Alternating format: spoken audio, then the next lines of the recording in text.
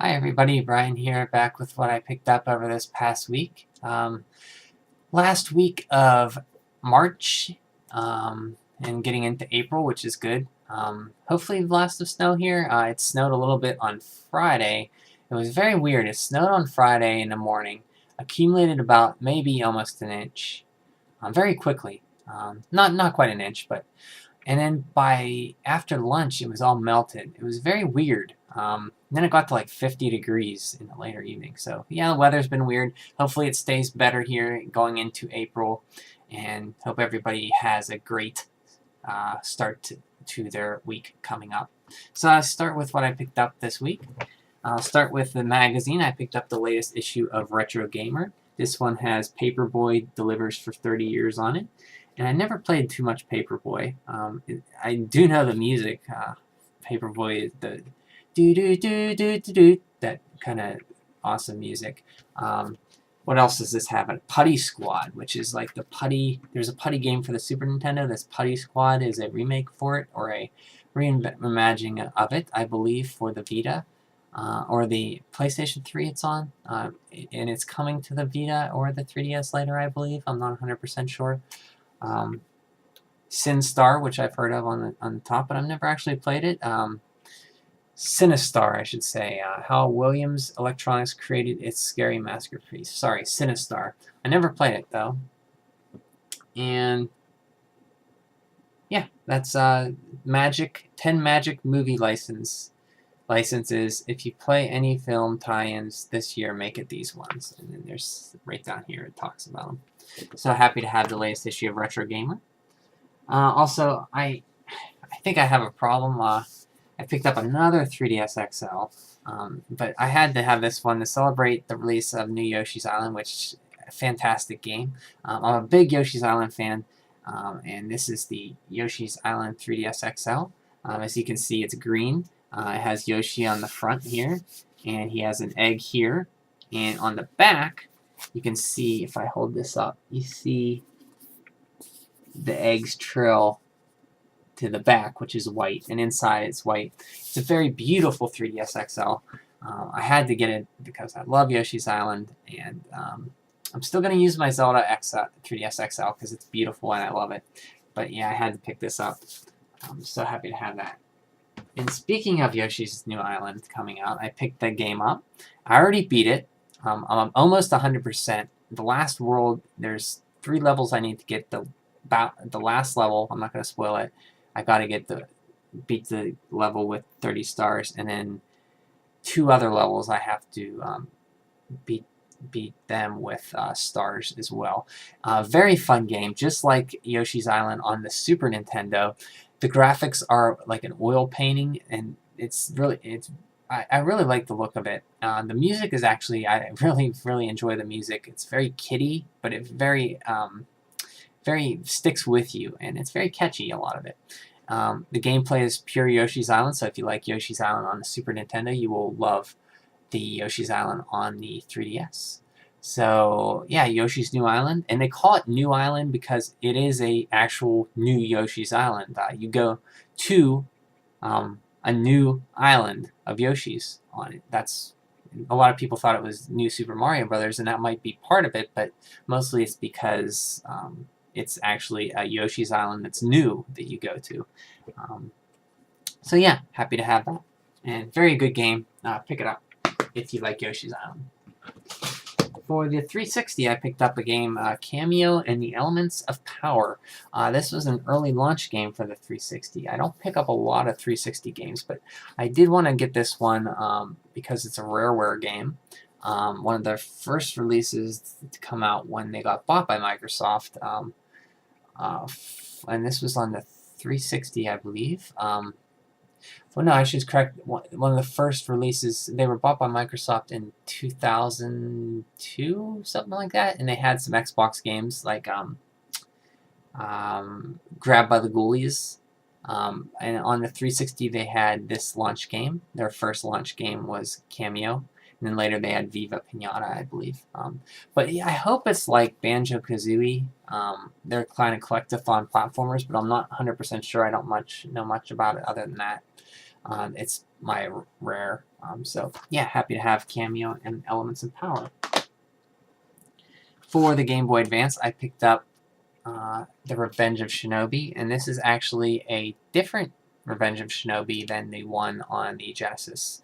So yeah, I haven't played it on the Game Boy Advance, but I had to pick it up. I thought it was a straight port, but it's not. And Bugs Bunny Crazy Castle 2 on the Game Boy. This is the second of, I think, 2 or 3 or 4 on the Game Boy. I'm not 100% sure. I like Bugs Bunny Crazy Castle on the NES. As a kid, I used to rent it.